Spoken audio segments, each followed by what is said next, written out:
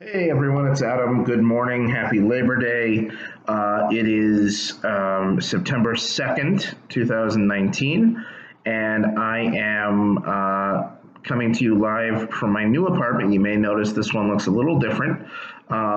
It is. I am in Arizona now, and we moved from Rhode Island. We left on July 20th, got here a little less than a week later, or actually just about a week later.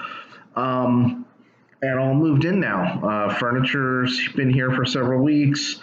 Bart and I have gotten into our routine. I'm not sure what he's up to right now. Doesn't matter. He's great.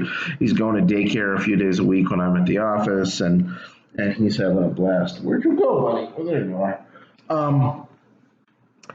So, the purpose of these videos has always been obviously to comment on the challenges and opportunities around disability issues and certainly around visual disability, which is my experience. So I think what I want to talk about today is the challenges for somebody with a disability, not only in relocating, but in getting acquainted with the new environment, meeting people, all those things that for somebody who has access to easy transportation and visual perception is probably much easier. So I guess to start with, had I been able to drive, since I wasn't willing to put him on a plane underneath, I could have moved whenever I wanted, but that wasn't my reality. And so I waited until my brother-in-law, David, very generously, who's a high school teacher, has the summer off, offered to drive us out. We rented a car. That was a whole other rigmarole, right? Because with my vision, I can obviously rent the car, but since I can't drive it, he had to be there with a valid license. Even making the reservation, they made quite a hassle because I couldn't produce a quote-unquote discount card because I'm visually impaired. Why would I be a member of AAA, right? I wouldn't be. And so the rental car companies made that even challenging. So David ended up having to put it in his own name, and I reimbursed him. And then obviously he flew back and that was fine. But, we traveled with Bart, who is not a guide dog, and several hotels that we stayed at on the way, oh, is he a guide dog? And I had, gone on the Hilton app and Hilton's great. Don't get me wrong. I love Hilton. That's where all my points are. We had a great experience, but several times I would go on the app and I would put, he's not a guide dog. He's an actual pet, and which he is. And every time we got to the hotel, oh, is he a guide dog? Because they'd see my cane. And he's not. I mean, he's a wonderful dog. I love him dearly, as you all know. But he ain't a guide dog. He's way too high energy for that. When you've done the legwork to let someone know, no, he's a pet. Yes, I'm visually impaired, but he's still just a pet. It's a little frustrating to have to keep answering that question. Could I go through the process to get him certified probably as a emotional support dog or maybe even some attenuated type of service dog? Yeah, I probably could. What are you doing, little man? But the reality is he's not. And I don't feel right as somebody who has several friends who are guide dog users with doing things to devalue what a guide dog is and what they do, and even an emotional support dog, that's become such a almost trendy thing to do with your animals. Nobody wants to have to put them underneath on a plane. Nobody wants to not be able to take your dog everywhere. But if you're going to do it the right way. And I believe really strongly in that. So I've never done that with him. Now, Bart had a blast at these hotels because Bart figured out that the two queen beds or double beds that we had in each room, there was just enough room that he could jump between the two beds. So he would go back and forth and back and forth and back and forth between the beds constantly, and he had a blast. He had a little trouble the first time we got on an elevator. The first couple of hotels we could was the second floor, and we could walk up, the back staircase. We got to St. Louis. We were on the ninth floor. He had to figure out what this new contraption was that we were in that took him up and down without him moving. So he had fun learning a lot about a bunch of different things. And we had a lot of fun stopping and seeing friends along the way. We got to Arizona, and we stayed in a hotel for the first couple of nights because there was nothing here yet. My furniture was a whole other issue. And that has nothing to do with vision. That's just moving is always a hassle. So then I was on my own. My brother-in-law headed back to Maine, and I started work on that. We moved into the apartment really on Sunday, and I started work on Wednesday. And it was a good experience. I love the office that I'm in. I love the team members that I have.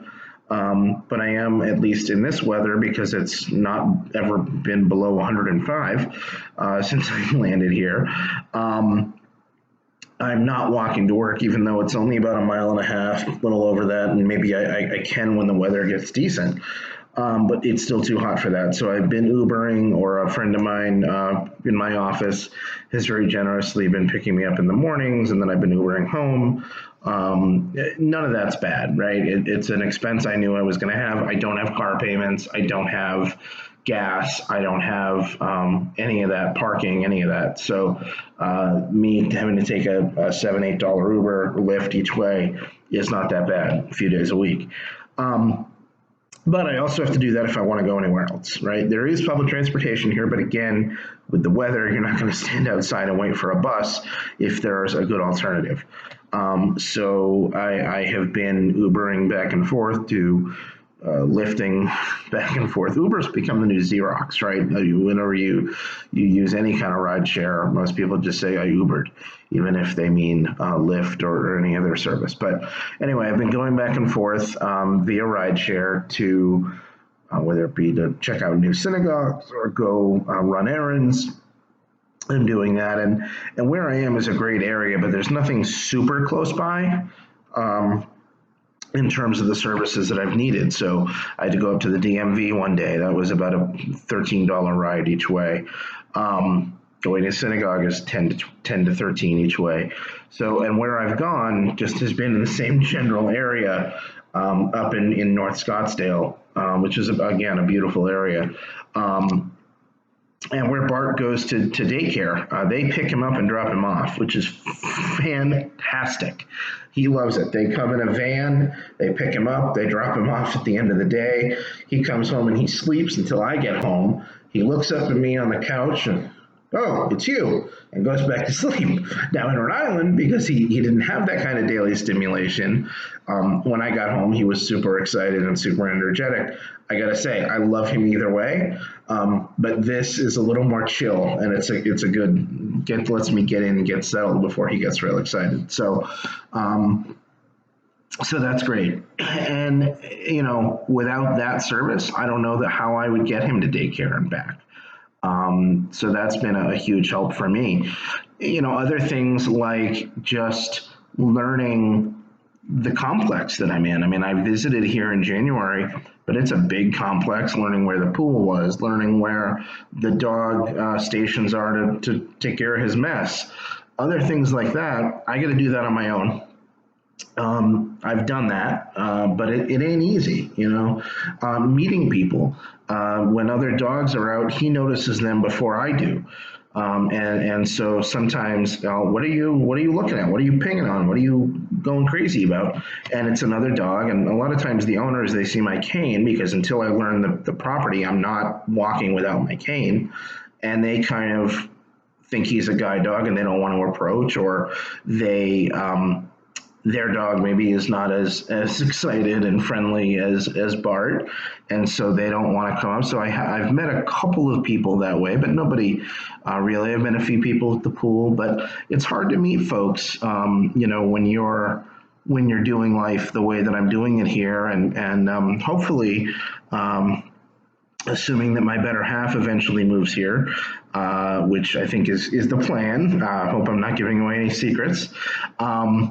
But then, things will get a little bit easier in that regard. But I still got to take the initiative to go out and meet people. I've actually joined the board recently of the Arizona Center for the Blind and Visually Impaired, really trying to get involved in advocacy and making lives better for people. As I've told you guys before, I was very reticent for many years to be involved with the blind and visually impaired community for a number of reasons. But the biggest one was, and I mentioned this at the board meeting the other day, that when I was a kid, all I saw was people with blindness or visual impairment working in fields directly with other people with blindness and visual impairment. I never saw someone in a field that I wanted to be in law or any other kind of non-DBVI career. So I made a conscious decision to separate myself from that community that can be fairly insular. And now I'm 40 years old. Knock on wood, I finally got a good job. I'm enjoying my job, and I'm in a position to start giving back a bit.